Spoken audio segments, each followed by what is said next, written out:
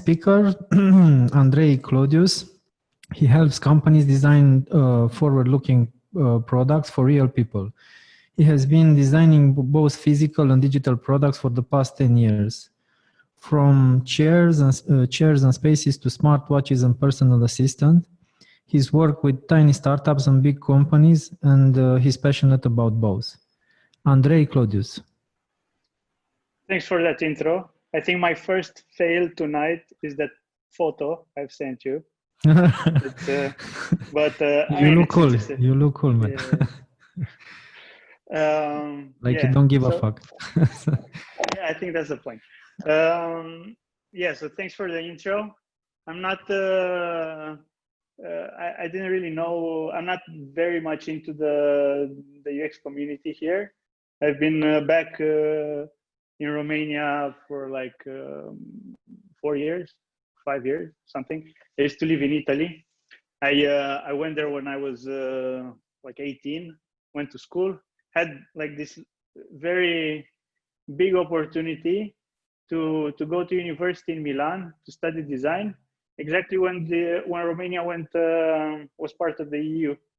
It was a little bit chaotic with what universities meant.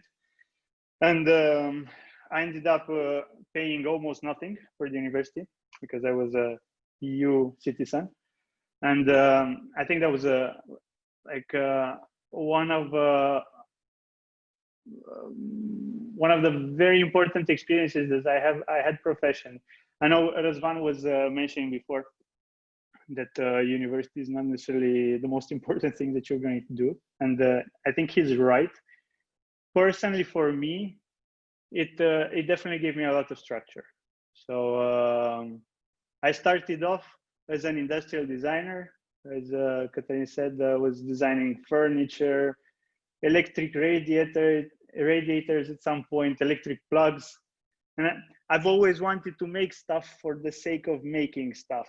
And I think that kind of mindset might become misguided if you want to make a career out of it, because you don't really ask yourself too many questions. You just jump into doing things.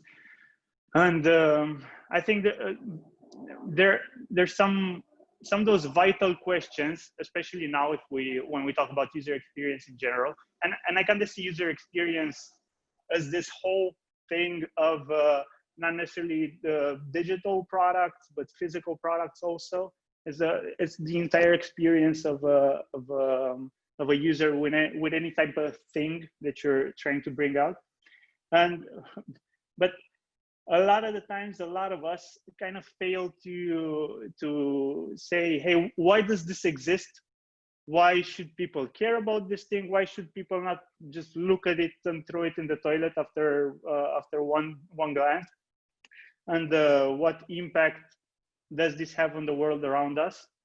So from the past, I remember that a lot of times I wouldn't ask this question just because I was too afraid to upset somebody. A colleague that wanted to finish their job fast, or I don't know, the CEO or my boss. I would just do it because it needs to be done, right? And of course,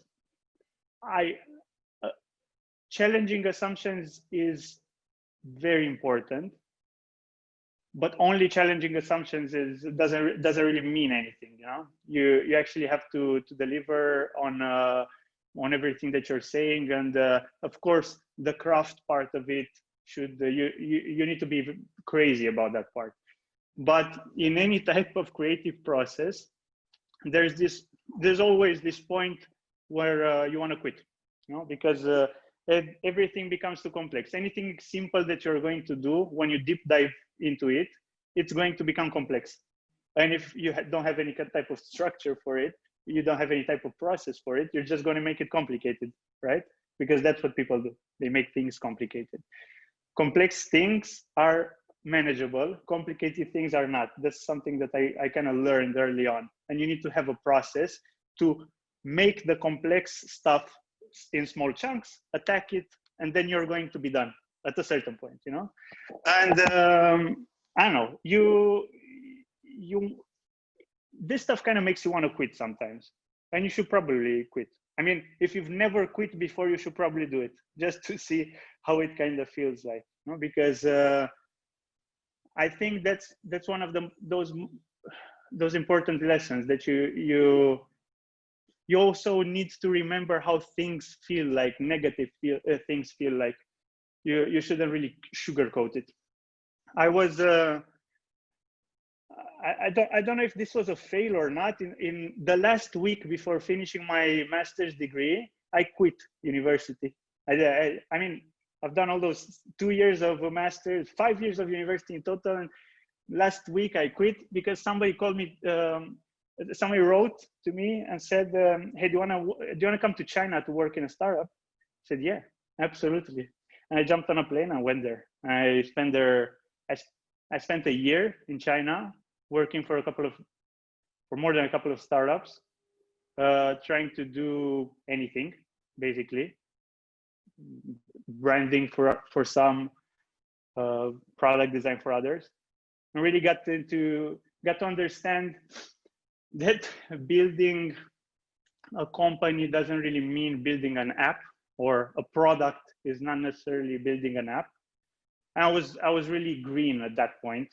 I mean, you know, these types of lessons, you kind of need to let time pass to really understand them. So no, I don't really stress when I fail at something, and I don't really understand why, because that's not the point where you're going to get that lesson. So you just need to be patient. At a certain point, China became a bit too much for me. I was missing home. I wasn't really very good at what I was doing at that point, just because I wasn't really very adapted to whatever happened there. But it really taught me a lot. And again, I saw that it taught me a lot. I don't know, 1 year later, probably. When I came back to Romania, because for some reason I was very nostalgic, I got hired in this small startup that was called Vector Watch. That was this local startup that was doing a smartwatch, local Romanian startup built by, I mean, a pretty successful local entrepreneur now. And the idea was to build this smartwatch when there was only Pebble, when the Apple Watch didn't exist. The smartwatch that was supposed to look and feel like a premium watch, and have a 30-day battery life, and everybody was really focusing on that. And I was trying to apply all these lessons, that process is important, asking questions is important. It doesn't really matter if I upset the CEO with my constant nagging. And I thought I was getting it right. I thought I was, yeah, finally I'm a UX designer. I was doing hardware and device experience at that point. And but I think I was completely missing the point in a sense, because I was completely missing the point of culture.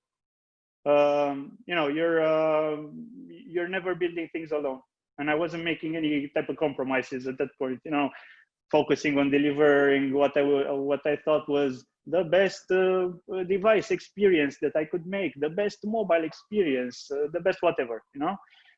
So in essence, being pretty much a big asshole. And even if Vector got acquired by Fitbit after 3 years, basically, I probably recently, last couple of years or more, I understand much more how companies are actually built from these intersections between talented people that collaborate very well, not necessarily by these individual contributors. They might be good at what they do, and they might be sort of team players, and there might be a cultural fit there, because you know how talented people exclude other people, or that they don't think that they're at their level.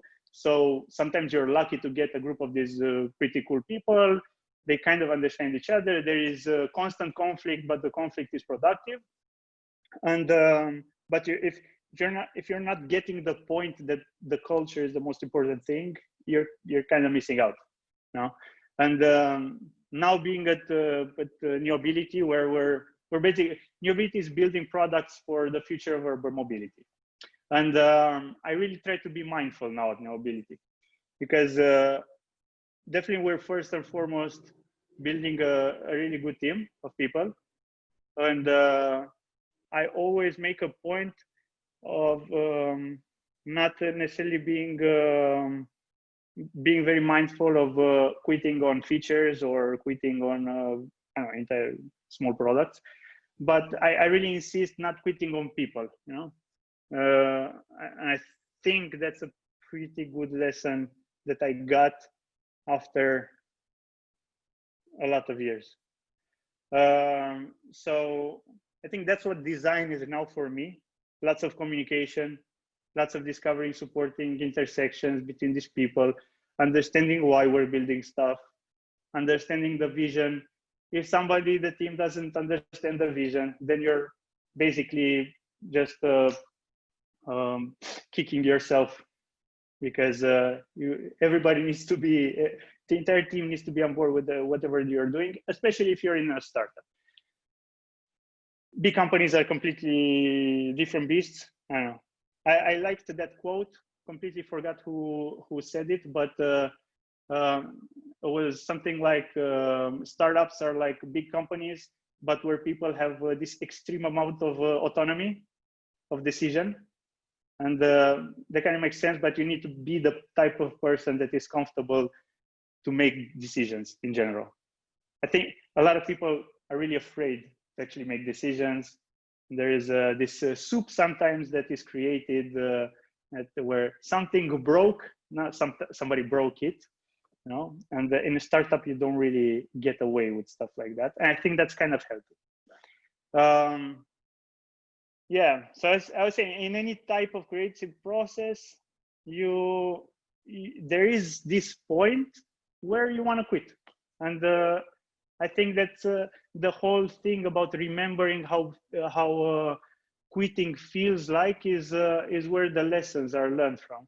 That's why I'm not extremely comfortable with the whole don't be afraid to fail expression, or failure is good, because I don't know, it's you should be afraid to fail, because being courageous doesn't mean you shouldn't be afraid. No, the whole thing, the whole Hollywood thing, that kind of applies here.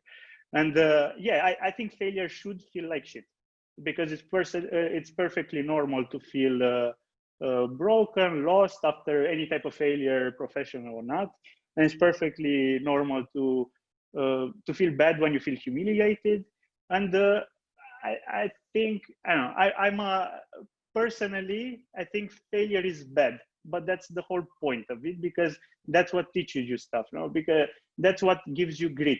And that's the thing that teaches you the most, because that's the ability to outgrow fragility. That's one of the definitions of grit, you know?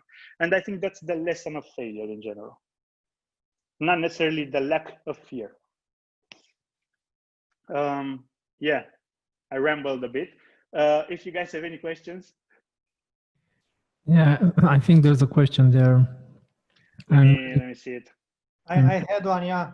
It was about your experience in China. I was really curious if you had any fail related to their culture.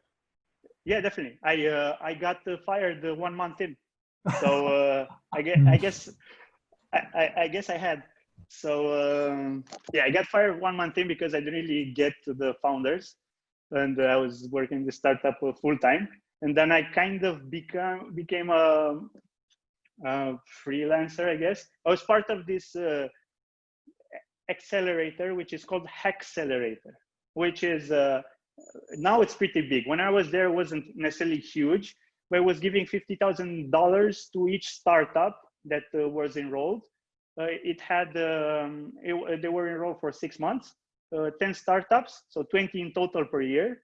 They were funded by this this venture capital firm in China, and basically they were focused on hardware, on delivering hardware prototypes very fast, on giving them a lot of skills and a lot of their network in these types of factories that, you know, in China, in a lot of the parts in China, when you go into to talk to factory, it's about building one thing 1 million times. But before you do that, it's pretty healthy to build 1,000 things 1,000 times, because that's you really want to make a lot of prototypes, because that's how you learn. It's important to do those 1,000 prototypes iteration with the same production company, I guess, that will be mass producing your device or whatever you're doing, your product, because that's how you're going to build knowledge and optimize things for cost. And the whole thing about the accelerator, it was besides sharing network and sharing knowledge, was launching on Kickstarter. So that was pretty nice. So yeah, I didn't really get with the eye to eye with the Chinese founders, Singaporean actually, and I became a freelancer for all the other 9 startups there. So Chinese culture is pretty alien. You think you're going to understand something from it, but probably after 4 or 5 months, I would have been comfortable saying, yeah, I get 1% of what's going on here. Like in any type of foreign situation, it helps, like having a girlfriend or having a personal relationship with somebody. That teaches you a lot of the culture. And yeah, but at a certain point, I don't know, man, I was just missing bread. That was my whole I don't know, crisis of identity at a certain point. I couldn't find bread anywhere. I was crazy about it. I had to leave China because they don't have bread.